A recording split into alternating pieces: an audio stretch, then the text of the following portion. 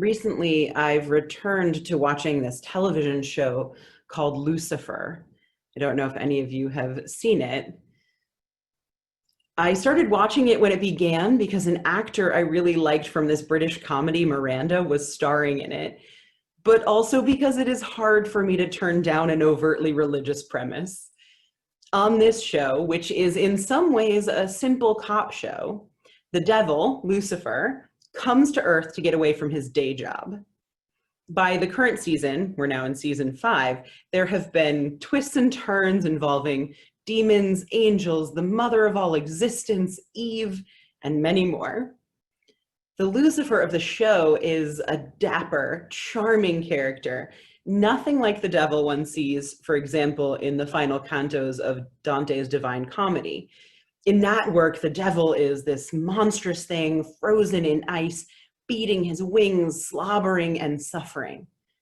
This TV version wears a pocket square, plays piano, and owns a nightclub. The theology of the show is neither as systematic nor as thoughtful as something like The Good Place, but the show is fun, and it has actually made me think. While it assumes a pretty Catholic notion of hell with constant punishment for all eternity, the most recent episode I watched reminded me that the construct of the punishment is actually different in this show. So, for example, again, in Dante's hell, punishments are created in response to sins. There's a direct relationship. If you were a thief, you spend eternity having something stolen from you. In the world of this show, an individual's punishment in hell is a punishment created by their own imagination, their own memories, and their own sense of being unforgivable, unlovable. Their punishment is created from their own guilt and shame. And that struck me anew because although hell as a place of divine punishment in which people suffer for all eternity resonates not a single bit with me, hell here on earth of our own making, the hell of our own internal voices, of our guilt, our shame, our deep insecurities and divisions, that hits right at home for my theology. I grew up Unitarian Universalist, believing in hope, not eternal hell, believing that fire and brimstone are tools of fear-based control, as opposed to love, which is a tool of growth and wholeness. I grew up arguing hell is not necessary to prevent lawlessness and immorality, arguing that a religion without hell can still create moral, ethical, empathetic, and compassionate people who do the right thing. A disbelief in eternal punishment is one of the hallmarks of our Universalist heritage.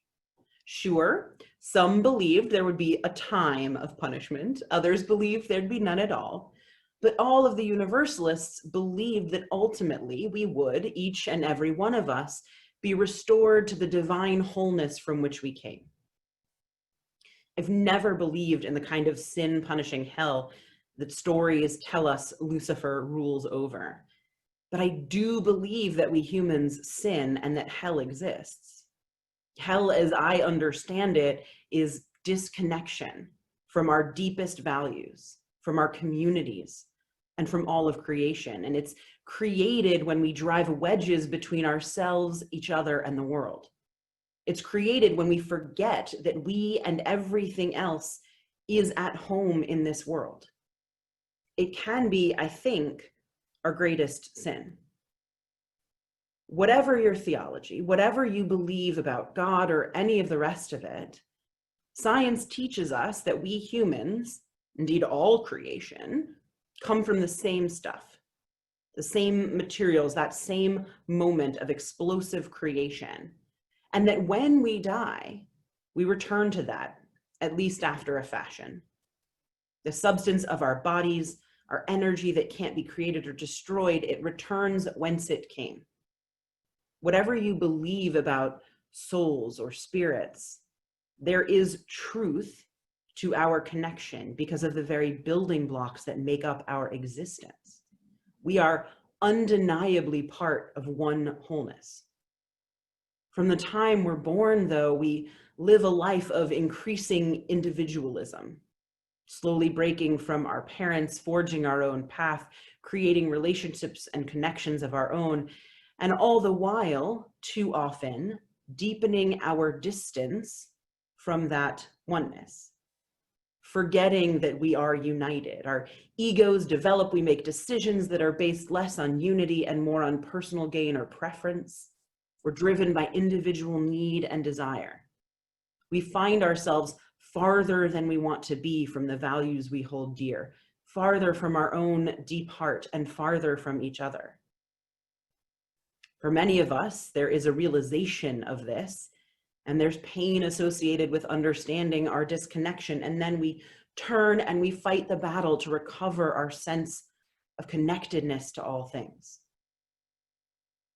Yom Kippur is an invitation back into that connection. On Yom Kippur, the prayers are not spoken as I, but as we. We, all of us have sinned, all of us seek forgiveness. Our sins are collective. Our individual meanness and unkindness and thoughtlessness is all part of a communal kind of wrongdoing. We make confession and apology before God, but also these holy days demand that folks make confession and apology not only to God, but to the people here on earth against whom those wrongdoings were committed. This holy day focuses not only on being in right relationship with divinity, but with all of creation. It's an opportunity to come back into a deep sense of unity, of interconnection, of the divinity of all things through a practice of apology and forgiveness. The Unitarian Universalist minister who did the service for my grandmother's memorial shared that when my mother and her siblings were young, my grandma, who would know if you had misbehaved, would walk behind you and quietly say, "Confession is good for the soul."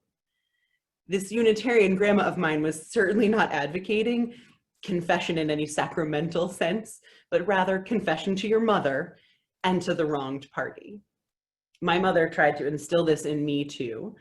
I can remember a handful of early occasions when I needed to be coached. There was a time in 3rd grade when I participated in teasing a kid in our class, and I came home guilt and shame ridden, and my mother held my hand through calling him to apologize. Or the time a year or two after that when I told my one friend that the other had a crush on her, breaking the confidence. Once again, I shed tears, and once again, my mother helped me make that call. I remember so viscerally, and I suspect many of you do too, what it felt like to carry the guilt of what I had done. Breaking confidences, piling on to make fun of someone. I remember the feeling of hot tears of shame, knowing that that wasn't the kind of person I wanted to be, but not knowing what to do to make it right. I remember the feeling of freedom once I confessed to my mother. And I remember the fear, the heartbeat in the throat, the palms sweaty, the fear of making those calls. Confession is good for the soul, but that doesn't mean it's easy. And confession to the person we've wronged is that much harder, especially because it's only the first step. It isn't enough to say, I did this thing. It has to come with, I'm sorry I did this thing. I want to help make it better. Confession needs to be backed with apology. It's the difference between simply unburdening our guilt and actually making things right. I have learned a lot since those elementary school days about forgiveness and guilt and shame. And goodness knows, and you all know, I still make mistakes. And I still sometimes sit at home feeling guilt roll through me, tears threatening because I've said or done something that hurt someone else or that wasn't in line with my values. But I will say that these days, apologies come easier for me. I know what it means now to seek forgiveness. And I know that even if it's not granted, I still have an obligation to make as much restitution in word or deed as I can. I know I'll mess up more, but I try hard not to do it in the same ways. I try hard to learn from my mistakes. And always I know it's not going to be my last apology because I'm human. But there's muscle memory on apologizing now, meaningfully and with sincerity. And apologizing really does take practice, because not all apologies are made alike. Dr. Harriet Lerner offers some excellent tips, which we're going to share on the screen, on how to make real and helpful apologies. You'll be able to see them in a second, but I'll also read them. She declares that apologies have 9 essential ingredients. Apologies do not include the word but. No, I'm sorry, but. Apologies focus on our actions and not the other person's response to those actions. They include an offer of restitution. They are not overblown. They don't focus on blame or who started things.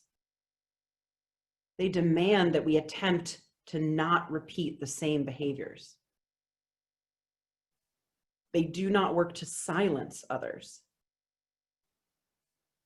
They are not offered to assuage the guilt if making the apology injures or re-injures the other party. They don't ask anything of the other party, not even forgiveness. They make no demand. This to me is such a helpful list. A true apology takes all this into account, and when done right, it has the effect of lessening our guilt over our poor behavior. But more importantly, when done right, it offers space to the injured party to speak their need, be that to forgive you or to take more time or to part ways with you. An apology constructed in this way honors the depth of connection we have to each other and offers an opportunity to get right with others in a way that doesn't do more harm, but leans into the unity we share. Apologizing earnestly and honestly for our missteps is a way of bringing us closer together. It helps take guilt and move it toward change, fulfilling the purpose of guilt. So today I ask you, what are the missteps for which you need to make apology? Who in your life needs to hear from you a deep and honest attempt at restitution? Where is guilt prodding you during this annual time of turning? I'm currently involved in a 9-week online immersive course with a colleague and a cohort. In it, we're exploring the divine, what that means to us, and calling, how we hear calling in our own lives. Last week, as I considered the materials provided, I found myself reflecting on the moments when I was young that guilt and shame first arose. Those stories of wrongdoing and apologizing definitely came to mind. And I realized that guilt and shame seem to come sort of hand in hand with our increasing individualism, our increasing identity as a separate and unique being. And I see it in my own children. And I want to note here that there is a deeply vital difference between guilt and shame, elucidated very helpfully by the researcher and writer Brené Brown. Guilt is, I did a bad thing and I feel bad about doing it. Shame is, I'm a bad person. Guilt is productive because it moves us toward right action. It's learned as children when we get taught what's right and what's wrong, but shame is a different beast altogether. It's that creeping sense that I'm not sure anyone fully avoids that says, I'm not good enough or I'm not good at all. It's that voice inside that says, I don't belong, I'm not welcome. Shame can lead us into dark places in our own minds, places that try to convince us that we're too different for anyone to understand, that we're unlovable or unforgivable, that we're inhuman in our thoughts or deeds.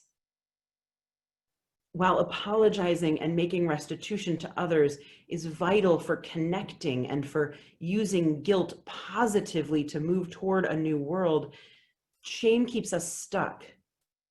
And it actually asks that we seek our own forgiveness, that we get right with ourselves.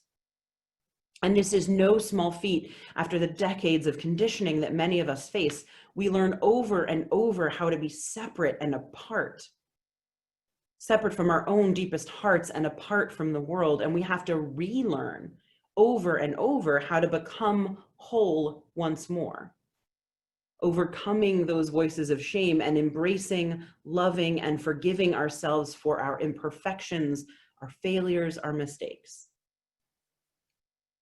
In the poem we read this morning, the Black lesbian feminist writer and thinker Audre Lorde expresses a deep truth about our human experience. When we know we're loved, we fear losing that love. And when we're alone, we fear never being loved again. Those lines deeply resonated as I considered the cost of shame on our human hearts. Shame breeds fear, anxiety, sorrow. It makes us question our worth, our purpose, and our gifts to the world. But I truly believe that we need not live in fear, worrying about whether or not we are loved and by who, worrying about whether or not we deserve care. Shame can be overcome. We can offer to ourselves grace, love, the benefit of the doubt. My universalist heritage leads me to remind you often that you are loved. By me, yes, certainly, but even more by the animating force of imagination and creation and being in which your very life participates. I truly believe that existence is shot through with love that is accessible to all of us, in part because all of us have love to offer. But for it to work, we have to offer it also to ourselves. We have to make apology and restitution to ourselves. We have to tell ourselves the truths that are deeper than the shame. Doing a bad thing doesn't necessarily make us bad people. We are good enough. Our trying our hardest in the world is all anyone can ask of us. We are forgivable. Love, truth, and redemption bringing change can heal. And we are lovable, not because we are perfect, but because we are part of that loving wholeness. Where are the places of shame that are holding you? Where do you need to offer apology and patience and gentleness and love to yourself? I don't believe in Lucifer or his kingdom of torture, but I know, as I'm sure many of you all do, the hell of our own making. The hell that separates us from the home inside ourselves, prevents us from feeling at home in the world, and makes us forget our place in the wholeness. It's a hell created by the guilt and shame that breeds when we make mistakes, lose our way, fail. But that hell is one that we can step right out of, albeit with hard work and determination. And Yom Kippur helps to show us how. Make some time this week to apologize meaningfully to those you have wronged.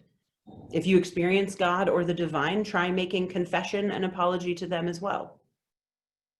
But also make some time to sit with yourself, offering yourself forgiveness for your human error, offering yourself grace for the challenge of the journey back home, offering yourself love because you are an imperfect but perfect part of the wholeness of all things.